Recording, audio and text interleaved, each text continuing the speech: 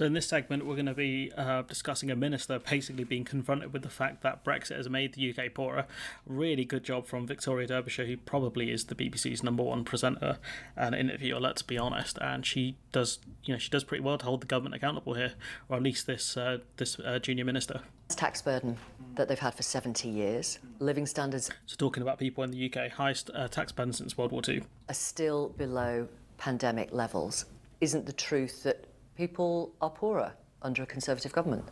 Well, I think people will recognise that we have gone through unexpected challenges with a global pandemic that we hadn't had for 100 years, and consequential of what happened in Ukraine, we had to then spend more money helping people through the energy crisis. So what we can gather from this is no other country is helping Ukraine, and no other country had to deal with COVID.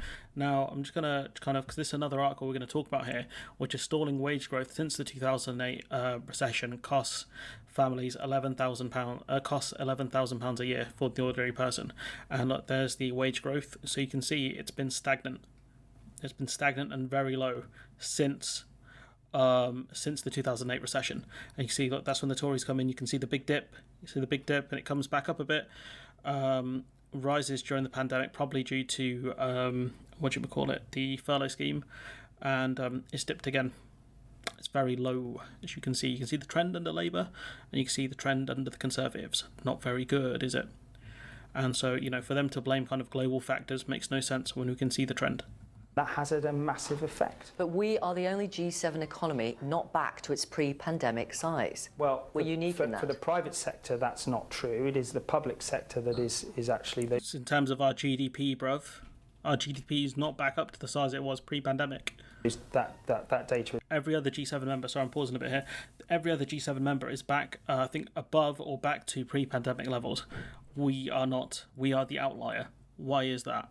It's either down to the Conservatives, who are morons, or Brexit, or probably, which we know to be the case, the combination of them. It's not yet at that level, but for the private sector, that isn't true at the moment, actually, no. Right, but as a whole, yeah. When you compare to G7 nations, we're the only one. I've tried in this conversation to be very open about the challenges we face. I'm just wondering what's unique to the UK. Well, we have had... Because everyone's had the war in Ukraine and the pandemic. Well, yes, I think we have had a significant effect due to the openness of our economy. We've invested a lot of support into families and businesses through the furlough scheme and so on. Lots of governments have helped, yes, they have. as you know. Other countries did their versions of the furlough scheme. The difference being is other countries dealt with the pandemic much better, which meant that they didn't have to shell out as much. And they also went up further and beyond, really, what the UK did in terms of support to families. I think Italy paid a lot more to families to support them through the pandemic than the British government did. So his answer is a joke. Perhaps. But, I mean, we had the largest growth last year. And the worst growth the year before that. I mean, we can trade. Woo! There it is. That's why I think she's probably the best one the BBC have. Because he's trying to pick a figure out, trying to kind of play games here. Other BBC presenters might have let that one slide, but she didn't. Oh, we didn't. But if you look at it over 12 years, we were right in the middle of the pack, and I accept the challenge that we. I thought we were buccaneering Britain. I thought we were meant to be the goats. Why are we in the middle of the pack? Why are we struggling? We need to get growth going in the economy. You haven't mentioned Brexit. The OBR hasn't changed its view on its assessment of Brexit. Perhaps that is one of the reasons why we're different compared to other G7 nations. They still say, the OBR, that there will be a 4% long-term hit to our economy, even with all the things that you have announced today.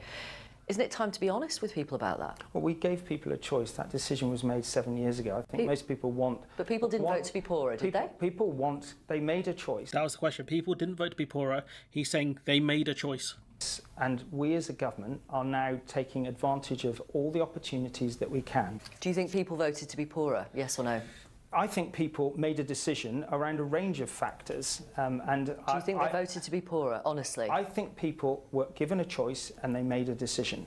My job as... He's struggling because he's saying people made a choice for a range of factors. So he could argue people voted to be poorer, but they voted for less migration or some nonsense like that. But he didn't. He kept saying people made a choice. When asked, did people vote to be poorer, people made a choice. What does that tell you? It tells you he's kind of acknowledged it. He's not denied it. That people, implicitly voted to be poorer by leaving the EU. And he's got no actual answer. When you look at the forecast, because the government can't cite OBR figures one day and forecast, and then another day say, oh, that's the OBR, bunch of Ramonas, what have the OBR ever gotten right, just like Mog does all the time. But the problem for this gentleman here and the government is that it's very obvious that we are struggling as a country, and you have to look at why. It's either the Tories, you either blame the Tories, or you blame Brexit, or you blame both. And either way, one is a product of the other. Without the Tories, we wouldn't have Brexit. So it's very clear that this government's ineptitude is one of the reasons why we're struggling so much. And this man's an absolute clown. He's out of his depth. He's absolutely out of his depth. They're not being asked softball questions. All the government taglines of war in Ukraine, the pandemic, highest growth in the G7 last year, whatever it was, all of those taglines have been dismantled by Victoria Derbyshire here. All of them. And she's done a phenomenal job. A lot of credit to her for this interview, because other presenters, people in the BBC, people in other news outlets let this stuff slide, but in this interview they haven't. And you see Margie's face, he looks like he's struggling a bit here, going back to because these government ministers are like NPCs. After a while they come back to the same stock answers, the same stock responses, and he's done it. He's people made a decision. It's like, okay, what was the decision? Was it to be poorer? People made a decision. It's nonsense. It's like people being coded very badly. But anyways, before I dunk on this guy anymore and be unfair to him, I'll leave it there. Let me know what you think in the comments below. Like, comment, share, subscribe. Support the channel on Patreon if you can. And hopefully I'll see you in the next one.